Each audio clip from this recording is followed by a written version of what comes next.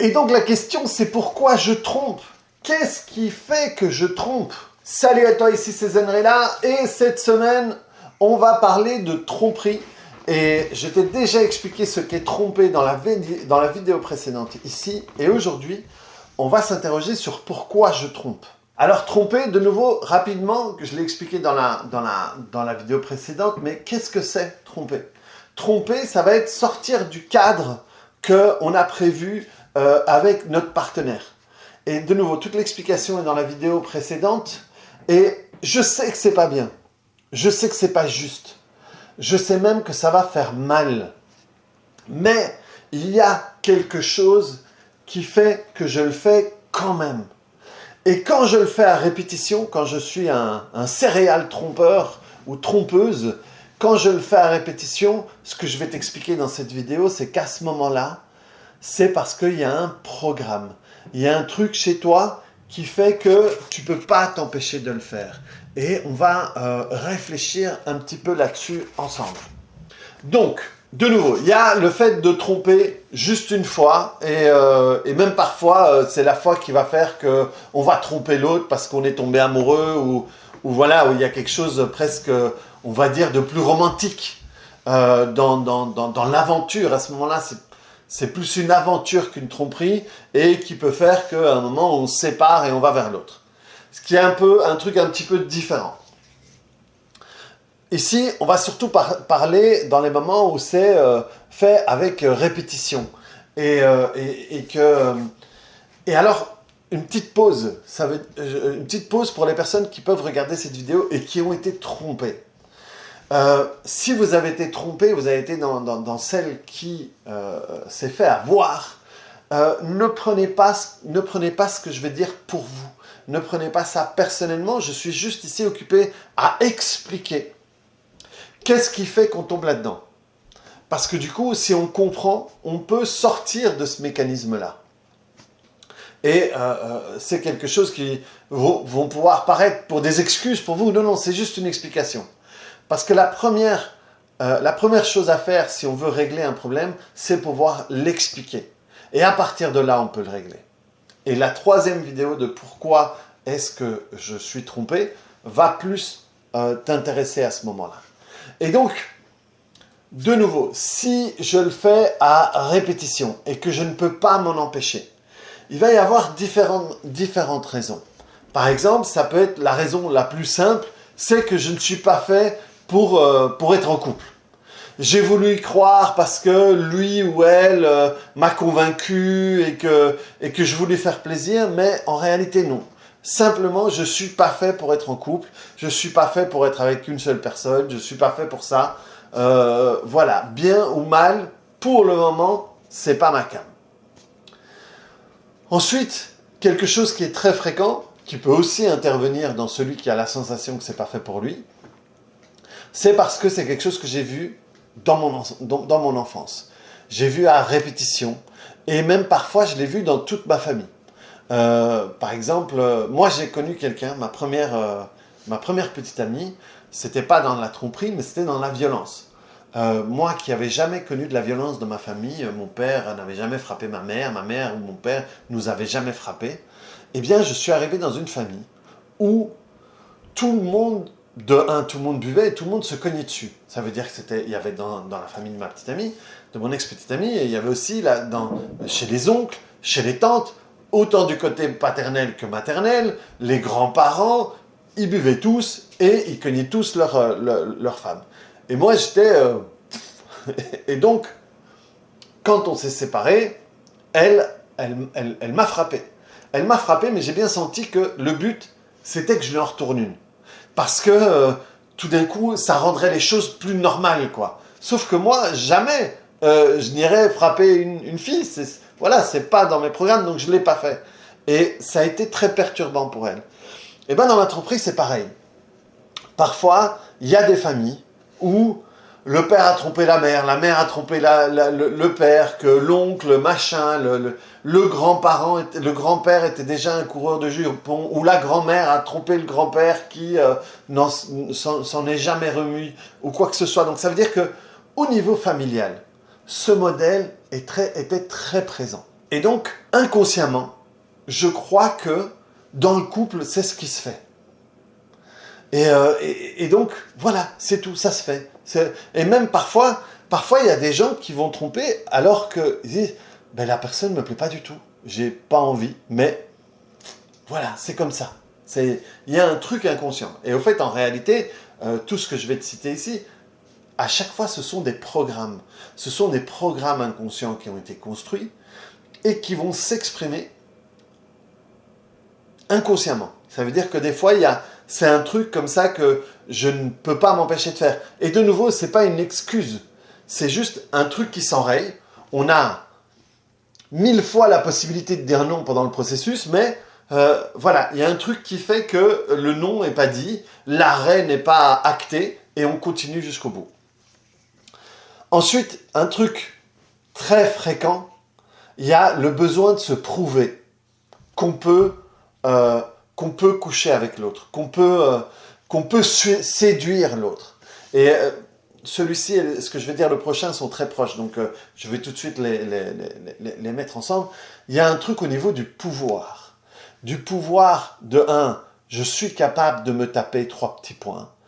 Je dois me prouver que je peux, et ça c'est aussi très, très masculin, je dois me prouver que je peux sauter l'autre, que je suis capable de la faire jouir, ou que je suis capable de ci, et que je peux après aller dire à mes copains ou à mes copines, ouais, je me le suis tapé, parce que j'ai été capable de... Il y a un truc, donc moi je suis sud-américain, et il y a une expression qui est très très machiste, en tout cas très malsaine, c'est « je l'ai fait mienne » ou « je l'ai fait mien ». C'est que j'ai eu le pouvoir sur lui de pouvoir me le faire ou me la faire. Et ensuite, il y a un truc de pouvoir. Plus je vais avoir de conquêtes, plus je suis un homme ou plus je suis une femme, mais plus j'ai le pouvoir sur l'autre. J'ai la capacité de 3 petits points. Et de nouveau, dans la jouissance de l'autre, il y a tout d'un coup un truc qui nous donne une sorte de pouvoir. Et ça, c'est complètement dans le programme parce qu'à ce moment-là, c'est pour assouvir un besoin interne. Et ce besoin interne, comme tous les besoins, vient de quoi? Vient d'un manque. Si j'ai besoin de me taper 36 gonzesses pour me prouver que je suis un homme, en réalité, je ne me sens pas un homme. 1000 raisons dans l'enfant, j'ai été castré par ma mère, j'ai été trompé par machin ou quoi. Et bref, il y a cette douleur qui fait que j'ai un besoin de me prouver le contraire. Et donc, ça vient toujours de ce manque. J'ai besoin de le prouver, j'ai besoin de montrer que j'ai du pouvoir. Ça vient toujours du manque, de l'opposé, en fait. Si j'ai besoin de montrer que j'ai du pouvoir, c'est qu'à l'intérieur de moi, il y a une certaine impuissance. Et bref, à ce moment-là, il y a un truc qui fait qu'on ne peut pas s'en empêcher. C'est un programme. Et souvent, et parce que ça va être le dernier, qui est très rare, mais la plupart du temps, ça n'a rien à voir avec le conjoint. On ne veut pas faire de mal au conjoint. On ne veut pas qu'il le sache parce qu'on ne veut pas qu'il en souffre. Et quand il le sait, et quand il en souffre, on s'en veut parce que ce n'était pas l'objectif. L'objectif de la tromperie n'était pas l'autre, c'était moi, c'était assouvir un truc. Et assouvir, c'est pas assouvir le fait de tirer un coup. C'est assouvir une douleur, un manque à l'intérieur, à travers cette relation. Et le dernier cas, de nouveau, qui est rare, ça va vraiment être je le fais pour faire du mal à l'autre. Je le fais pour blesser l'autre. Et ça, c'est l'action la plus rare. Pourtant, dans la position de tromper, c'est la croyance la plus fréquente. Il a fait ça pour me faire du mal, il a fait ça pour me faire chier. Alors que du côté de la tromperie, du trompeur ou de la trompeuse, c'est extrêmement rare. C'est extrêmement rare.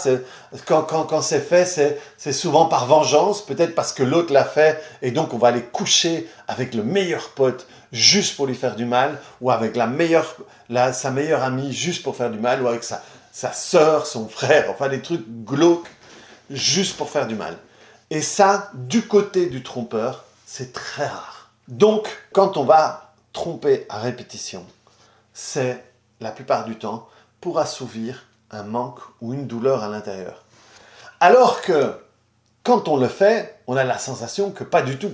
On a la sensation qu'on a le pouvoir, on a le contrôle, on a ci, on a ça, alors qu'on est juste victime de nos programmes à l'intérieur. De nouveau, je ne dis pas que c'est une pauvre victime. La victime, c'est la personne qui se fait tromper. Okay?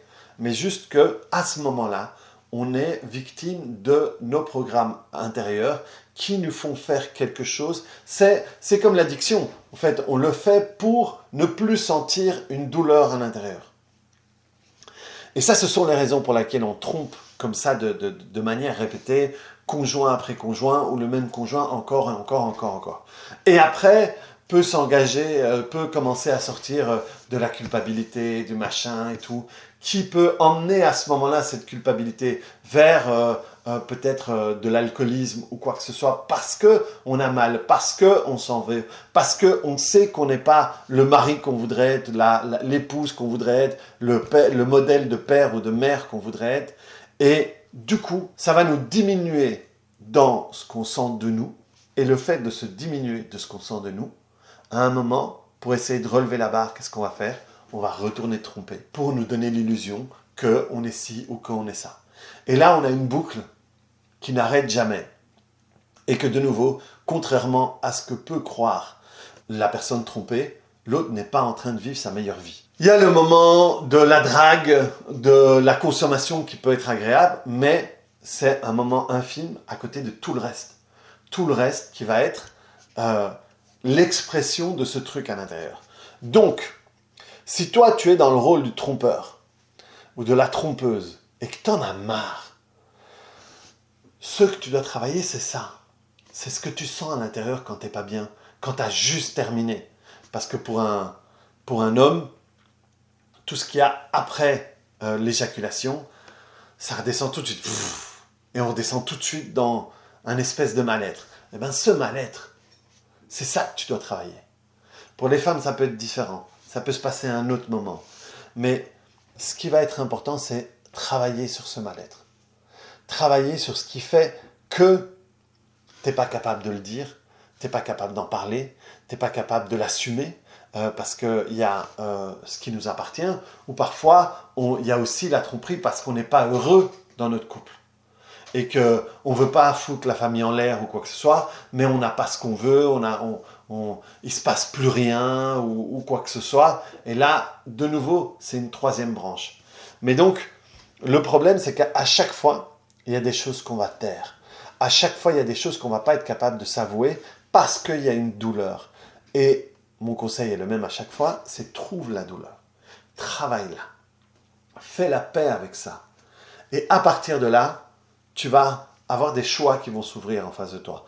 Ou le choix de revenir dans le cadre du couple et pouvoir le vivre bien, ou être assez bien pour pouvoir dire « Ok, ça ne marche pas.